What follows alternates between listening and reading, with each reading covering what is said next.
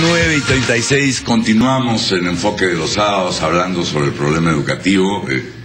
Yo insisto en que es un problema del que no deberíamos cansarnos de hablar. Tiene múltiples dificultades, múltiples problemas, múltiples enfoques, y por lo tanto también la solución viene, no hay una varita mágica, viene de distintas partes. Sin embargo, la última intervención de Paul me hizo pensar en cómo utilizar adecuadamente los recursos, pocos o muchos, que tengamos para la educación. Quizá Alejandra, de Lima ¿Cómo Vamos?, Alejandra Ames, pueda darnos, porque, claro, ese estudio indica la percepción de los padres de familia, pero me imagino que les permite a ustedes llegar a algunas conclusiones. ¿Dónde habría que poner el énfasis en los recursos? Yo sé que es necesaria una buena infraestructura, es decir, un buen local escolar, buenos materiales y buenos profesores, pero ¿qué es lo más importante, Alejandro? Claro, a ver, según los padres, en esta encuesta que se ha realizado, los padres lo que más les preocupa es la calidad de los docentes o profesores. Entonces, por lo tanto, donde más que hay que invertir es en la calidad y en la capacitación de los docentes, ¿no? Hay un 30% de profesores que no están titulados en Lima, por ejemplo. Entonces, que no tienen la capacidad o la preparación pedagógica para enseñar. Pueden saber sumar y restar perfectamente, pero no tienen la metodología pedagógica para enseñárselo a un niño de determinada edad, ¿no? Entonces, esto es muy importante. Pero yo, más bien, desde el punto de vista de la gestión pública, lo que creo es que los recursos deben ser gestionados de la mano responsable de los padres de familia. Y enfatizo responsable porque no se puede dejar tampoco a las APAFAS con la libertad de que escojan qué hacer con determinados recursos, porque... Pero de la mano de los padres de familia, ¿con quién? ¿Con el director? ¿Con la UGEL? Con las UGELes. Las UGELes, sí. Sí, yo creo que las UGELes deben tener una participación también, se les debe entregar una participación también responsable, porque la tendencia es hacer más obras. Si bien todavía en Lima tenemos colegios que necesitan pizarras, necesitan carpetas y necesitan reparación de la totalidad de sus aulas, la población, los padres de familia están pidiendo más calidad en los profesores. Yo no sé por qué la UGEL me da un poco de urticaria, quizá porque es una abstracción y preferiría que sea el director, porque ahí hay una comunicación más directa. No, definitivamente debe ser de la mano. Lo que pasa es que la municipalización ya no está en Lima, ¿no? Está cortada. Está cortada. A mí me dio mucha pena esto, porque me parece sinceramente... Es algo que habría que impulsar de nuevo, digamos. Sí. Que se entreguen los recursos. Por eso que puse el ejemplo de la administración de la salud como los CLAS, claro, ¿no? A ver, don José. Yo creo que uno de los elementos más interesantes de estos resultados de la evaluación censal se da en Lima. En Lima, el nivel de alumnos que llegan a los satisfactorios bordea el 50%, incluyendo privados y públicos.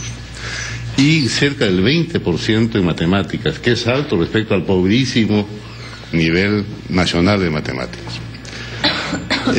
Y esto es revelador, porque ha habido una constante crítica al maestro de la escuela pública, a la escuela pública, y los resultados de esta evaluación censal nos indican que en todos los distritos populares de Lima metropolitana, más distritos como San Borja, Barranco, Chorrillos, Jesús María, de escuela estatal pública tiene mejores rendimientos matemáticos que las privadas. Es que hay dos tipos de centros privados de excelencia, que tienen los mejores rendimientos en el país, y centros privados de todo, que crecen como hongos en sectores populares sin ningún recurso. Y de ahí es tan importante lo que señalas en el sentido de un mayor nivel de conciencia de los padres exigiendo mejor calidad de sus hijos. Esto es nuevo, ¿eh? Muchas encuestas anteriores indicaban más bien una suerte de conformismo con lo que recibían los hijos en la escuela. Ahora ha comenzado a modificar, a producir, y eso es importante. Una mirada crítica. Pero y ahora, el tema de la SUGEL es clave. la imagen de la SUGEL no puede ser peor en el país. Nidos de corrupción, nidos de inoperancia, con una gran carga administrativa y casi ninguna carga pedagógica. Eso tiene que variar sustantivamente si que queremos modificar. Y de ahí que sea tan importante una evaluación próxima que se va a dar este año. Se van a evaluar se van a ver un concurso para 15.000 directores de centros educativos. Este concurso es fundamental. Más aún, si es que se le comienzan a dar más atribuciones a los centros educativos para un grado de autonomía que permita tomar decisiones allí mismo, con los docentes, con su formación, etcétera, etcétera. Con los padres de familia, que es un poco lo que subrayaba Alejandra, que tienen que formar parte de la comunidad educativa. La pregunta respecto a los padres de familia, perdona Guido, es, digamos, ¿qué rol le vamos a dar al padre de familia? Porque si le vamos a dar el rol de tomador de decisión, le vamos a dar el rol de supervisor, le vamos a dar el rol de ver, digamos, de qué está pasando en la escuela. Hay una discusión ahí que no está todavía, digamos, resuelta, porque es evidente que el rol que correspondería sería el rol de supervisión, de vigilancia, de acompañamiento. No puede ser el tomador de decisiones porque ni está preparado para hacerlo y las va a tomar a lo mejor por las peores razones, ¿no es cierto? Pero yo quería, Paul, perdóname, preguntarte por si... Es decir, es evidente que este censo educativo muestra logros. Y como acaba de decir José, en el caso de Lima, logros, no sé si sustanciales, pero importantes. Ahora, ¿no se está mirando con demasiado optimismo esto?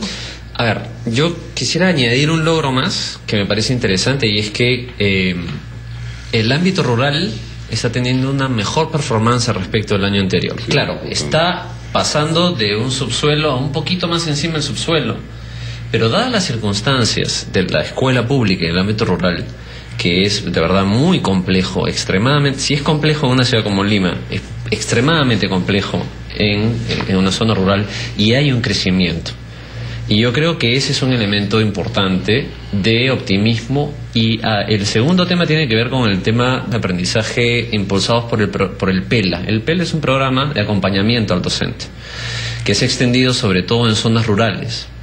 Y se ha encontrado que existe una correlación entre aquellas escuelas que tienen acompañamiento versus aquellas que no. Las que tienen acompañamiento tienen entre 3 y 5% puntos porcentuales por encima en lenguaje y matemática. Entonces, eso nos está comprobando de que la decisión tomada hace 4 años en términos de política de impulsar un programa de este estilo, que ha ido creciendo en volumen en el país, está comenzando a dar resultados. Entonces, me parece que hay datos alentadores. En medio de la situación súper compleja, de que estamos literalmente, hemos llegado a un flat, digamos, en lenguaje y matemática, porque hace 2 años estamos entre 28 y 30, y en matemática en 13 y 12. Entonces, yo creo que la otra evidencia que muestra la evaluación censal es que tenemos que dejar de hacer lo que estábamos haciendo y hacer cosas nuevas, porque ya hemos probado hace 3 años de que si seguimos haciendo lo mismo, vamos a tener los mismos resultados. Yo no quiero introducir más temas. Teresa Tobar tiene ahora la palabra para continuar lo que se ha venido diciendo, y no quiero introducir más temas en la conversación porque eso nos va a llevar a la confusión. Y sin embargo creo que la estructura curricular es algo que también tendríamos que echarle una miradita. Primero porque no puede ser nacional, ¿no es cierto? No puede haber la misma estructura curricular para un niño que vive en un distrito popular de Lima que para un niño que vive en una comunidad andina del altiplano, ¿no es cierto? Entonces, Teresa, mira, bueno, yo quisiera, digamos, vincular algo que dijo Paul con lo que dijo. ¿Por qué? Porque yo creo que el tema docente es central. ¿no? O sea, está en la percepción del sentido común y está también en el tema del acompañamiento. Se prueba que cuando el docente es acompañado, la cosa funciona. ¿Cómo se produce ese acompañamiento? Hay digamos, una visita regular a las escuelas, y no es una visita de fiscalización, sino de ver en qué problema está, cómo hacemos una clase conjunta, cómo mejoramos. Pero este sistema de acompañamiento es como un remedio frente a un docente que está mal formado. Es decir, nosotros tenemos que ir a la raíz, nosotros lo hemos planteado en el Consejo Nacional, en Foro Educativo, que lo que hay que mejorar es la formación inicial de los docentes. O sea, los docentes que están egresando de los miles de chifas de institutos pedagógicos, porque son chifas, ¿no? Son malos. Entonces, mientras ese sistema no cambie, lo que ha hecho el Ministerio es decir, bueno, vamos acompañando, que es una manera de capacitar mucho más interesante a los que ya están en ejercicio, porque los niños no van a esperar, ¿no? Pero mucho más costoso. Mucho más costoso. Pero tiene que hacerse transitoriamente, pero simultáneamente tú tienes que atacar a la raíz. Y esto creo que es el problema central, creo que es una conclusión en la que creo que todos estaríamos de acuerdo. El docente es donde hay que invertir. Hay que invertir comenzando sobre todo con la formación docente. ¿Cuánto se invierte en formación docente por docente en el país? Debe ser muy, muy poco. Y segundo, por supuesto, también mejorar sus condiciones de trabajo y sus condiciones salariales, todo eso, porque obviamente mientras eso no remonte, la educación va a estar mal. Y la otra cosa que tiene que ver también con esto es que comienza a remontar el tema en la educación rural andina. No así amazónica. Claro. Amazónica es un retraso total, y eso obviamente nos comprueba una segunda mirada muy importante, que tenemos que seguir teniendo una mirada de equidad. Es decir, Lima y la costa están avanzando, acercándose al 50% en lectura, avanzando sustancialmente en matemáticas. La sierra empieza a despegar porque ha habido una apuesta del sector de empezar a trabajar en la sierra, pero hemos abandonado todo el país, y ahí no solamente el Ministerio, todo el país hace años a la selva. Y la selva, los resultados son terribles, no los hemos visto, pero son bien fuertes. Sin embargo, hay dos departamentos de la selva, dos regiones de la selva que tienen logros significativos, Madre de Dios y Amazonas. Vamos a volver para la parte final. Yo les rogaría tomar nota de cuáles son las conclusiones a las que deberíamos llegar después de esta brevísima hora. Ha sido una hora cortita, 9:48, una pausa y volvemos.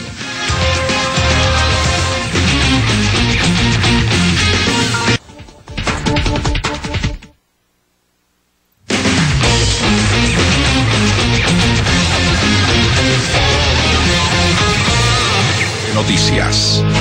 50 años.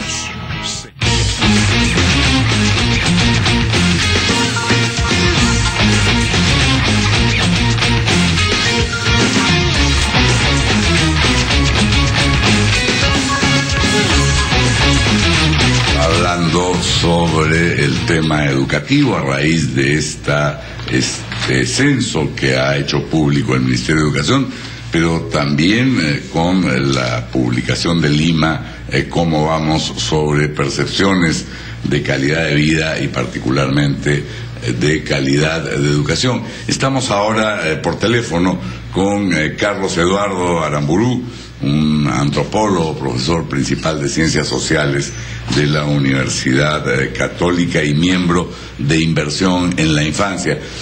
Carlos Eduardo, estamos llegando al final del programa y quisiéramos simplemente dos alcances que tú subrayes. ¿Cuáles te parecen los temas cruciales?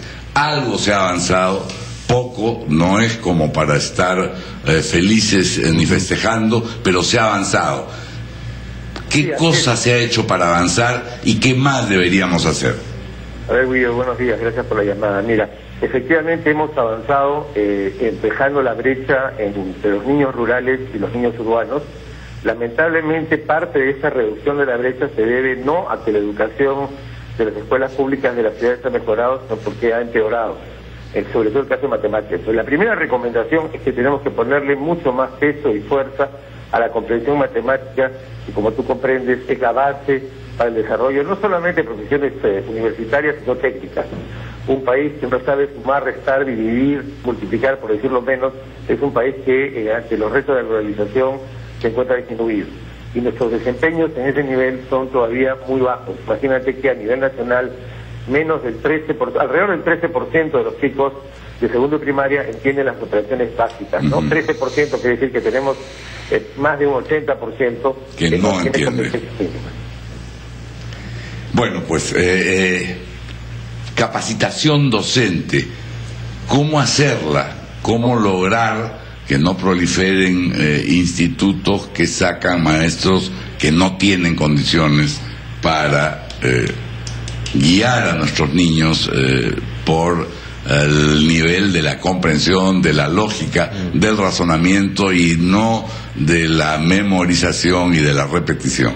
Exacto. Mira, dos cosas. Yo creo que es muy importante el desincentivo, pero también el incentivo. Hace unos años el Banco Mundial hizo un estudio de escuelas rurales para ver el tema de calidad educativa, que es el gran reto, y encontró que había escuelas muy pobres con muy buenos maestros, maestras sobre todo, y al revés, o escuelas rurales con pésimos maestros. Yo creo que aquí habría que establecer un sistema de incentivos por el cual el mejor maestro o maestra de las provincias, y eso hay una evaluación anual, tenga incentivos durante sus vacaciones, enero, febrero y julio, que le puede triplicar el sueldo, que no cuesta mucho, a condición de que enseñe a otros maestros a enseñar. Yo como docente universitario sé que la mejor manera de aprender a enseñar es escuchando y aprendiendo de quienes ya tienen años en la docencia y son buenos en ello. Entonces, un programa de incentivos que pase no solamente por lo que ya se está haciendo, que son calificaciones, exámenes, sino un programa de incentivos para que los maestros que quieran de forma voluntaria durante sus vacaciones se inscriban en estos cursos que se darían a nivel provincial, dando incentivos a los maestros de gran competencia para que lo hagan. Eso crea orgullo, crea sentido de identidad y enseña a enseñar en forma horizontal de maestro a maestro. Lo segundo que está pendiente, Guido, es que esta evaluación está demostrando también que algunas escuelas privadas, sobre todo en los sectores urbanos más pobres, están peor que las escuelas públicas. Ahí tiene que haber un sistema de regulación y de información a la población. Mucha gente siente que si el hijo va a un colegio privado ya la hizo, y eso no es verdad necesariamente. Entonces, necesitamos un sistema de vigilancia y de difusión a nivel público, por internet o por otras vías, que diga, mira, estos colegios tienen estos rendimientos y estos colegios tienen mejores rendimientos a nivel privado, ¿no? Te agradezco mucho que nos hayas recordado ese tema, porque lo habíamos tocado, pero creo que vale la pena insistir en él. Mil gracias, Carlos Eduardo, por habernos atendido. Ok, cuido, buenos días. Hasta luego. Efectivamente, este tema de certificación, el otro día veíamos un caso dramático, un padre de familia cuyo hijo había concluido 5º año de secundaria, y el colegio no podía entregarle certificados porque no estaba inscrito, no estaba reconocido por el Ministerio de Educación, y esto sucedía aquí nomás en Surco, ¿no? Y entonces el padre nos decía, ¿y ahora qué hago? El director me dice que ya le van a dar la certificación, que hay que esperar unos 2 años. Entonces es verdaderamente dramático. ¿Cómo? Y yo sé que estoy introduciendo un tema adicional para los 5 minutos que nos quedan, pero a ver si alguien lo toca, ¿cómo se puede certificar un colegio privado, una escuela privada que tenga lo mínimo indispensable? Pero me interesaba sobre todo el tema curricular. Tenemos casi 1 minuto para cada uno, a manera de conclusión, a manera de subrayar con resaltador amarillo el tema principal que debería enfocar nuestra atención. Y comenzamos por don José Rivero. Claro, el currículum forma parte de un conjunto mayor. El currículum no puede ser solo nacional, tiene que tener elementos de adaptación curricular regional, pero eso implica una gran acción de las regiones. Por ejemplo, yo le pregunto al presidente regional de Loreto, por enésima vez ocupa el último lugar en materia de rendimiento escolar en el país. ¿Qué va a hacer usted para enfrentar esto? Esa es parte de una chamba regional, no es solo. Ahora, yo quisiera, antes de concluir, señalar el gran reto que tiene esta gestión para cifras que sea autoimpuesto para el año 2016. Llegar al 55% de comprensión lectora y llegar al 30% de comprensión matemática. Modestas cifras, ¿no? Esas son cifras enormes y que demandan una acción sostenida del Estado central, de regiones, de UGEL, de padres de familia, de docentes calificados, de acompañamiento docente, de mayor inversión en materia educativa, etcétera, etcétera. Por Rivero. A ver, en el tema curricular me parece que es clave la conversación y yo creo que ya lo ha adelantado un poco la administración al plantear una idea de un sistema nacional curricular que no tenga la idea de un diseño curricular único para todo el país, sino una articulación de distintos elementos que tienen que estar orientados para que el docente realmente logre los aprendizajes en la escuela. Lo que está pasando es que el sistema está de espaldas al logro de aprendizaje y al logro que se tiene que conseguir en el aula. Y yo creo que hay pasos muy positivos que son de política y que tienen que acumularse en el tiempo hasta tener una masa crítica para que esa fuerza empuje realmente. Entonces, digamos, yo me atrevería a decir que estas decisiones, si se mantienen a lo largo del tiempo, podremos estar comenzando a ver sus resultados positivos en unos 6 años, 7 años. Desafortunadamente, educación tiene esa desventaja. Ahora, yo creo que una desventaja doble, porque a los políticos no les interesa en la medida en que los resultados se van a ver solo a mediano y largo plazo. Así es, y ese es un problema serio. Ahora, yo concuerdo con Pepe en el sentido de que a un problema complejo como el de la educación, tú tienes que plantear soluciones complejas. Una sola cosa no va a resolver. Así es, y eso creo que tiene que ser una conciencia nacional y que tenemos que empujar una serie de elementos. Yo concuerdo con Carlos Eduardo en el término de que tenemos que hacer algo en el tema de matemáticas. En el instituto nosotros tenemos un programa que está tratando justamente de trabajar eso hace 10 años. Ustedes publicaron un texto de matemáticas. No, lo venimos haciendo. El año pasado hemos trabajado con 165.000 estudiantes a nivel nacional y entendemos de carne propia lo difícil que es conseguir esos logros de aprendizaje matemáticos. Nosotros somos más o menos 12 o 13 puntos porcentuales por encima del promedio en las escuelas donde trabajamos esto de aquí, ¿no?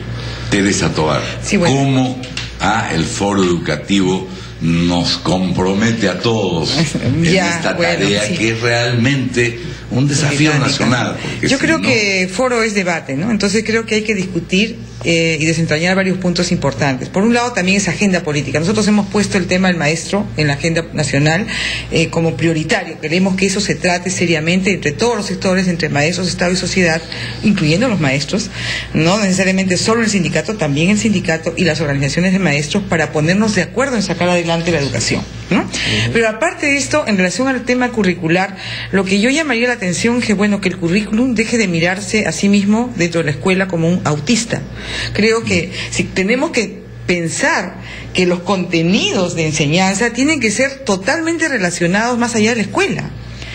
En Floreta probablemente la escuela fracase porque lo que se enseña en la escuela no tiene nada que ver con la vida de los niños, que de repente saben nadar, saben pescar. Porque al niño, ¿no?, le toma 3 horas llegar a la escuela. Y eso tiene consecuencias para las estrategias de desarrollo local que se puedan plantear. La escuela está de espaldas a las estrategias de desarrollo regional. Nosotros creo que en general los educadores somos a veces muy autistas, miramos solamente el sistema como si moviendo los ingredientes de la torta vamos a mejorar la educación. Pero para mejorar la educación tenemos además que mirar hacia afuera. No hay, por ejemplo, casi como obligación curricular el desarrollo de una huerta. Claro. Y como en las escuelas de la selva no hay una piscigranja. O un diagnóstico de cuáles son los recursos que hay en la zona, cuál es el potencial que hay en la zona, cuál es la mirada estratégica de su región, y decir, bueno, yo en base a eso, ¿qué cosa puedo hacer con los estudiantes a ustedes que les gusta para impedir también esta migración hacia la costa y hacia la ciudad? Sí, o sea, nosotros tenemos esta idea de que todo el país es igualito. Sí. Entonces ponemos de que el inicio de clases es el 1 de marzo y los tiempos en las comunidades son totalmente distintos. Entonces la pregunta es, ¿cuál es el respeto que estamos teniendo por ese lado? Debería haber una libertad para poder manejar ya eso. Nos excedió el tiempo y quisiera pedirle a Alejandra Ames simplemente que subraye la importancia que ella ve en el tema de la participación municipal.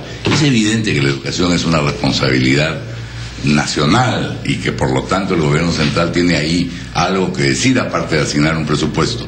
Pero ¿por qué es importante que participe el gobierno local, el gobierno municipal?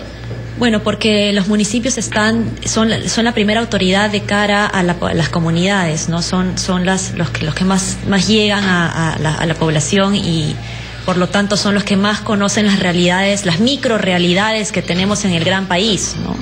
Entonces, la gestión se debe realizar también de la mano con las municipalidades para apostar en una mejor inversión para la educación. Bueno, yo les agradezco muchísimo, verdaderamente, a Teresa Tobar, a Paul Neira, a José Rivero y a Alejandra Ames, y por esta breve intervención telefónica a Carlos Eduardo Aramburú, por haber participado en esta conversación. No ha llegado a ser un debate, espero que la próxima podamos debatir, pero creo que hemos dado algunos elementos de reflexión para que los piensen los docentes, sobre todo diría yo los directores y por supuesto los padres de familia, ¿no es cierto?, la comunidad educativa en su conjunto.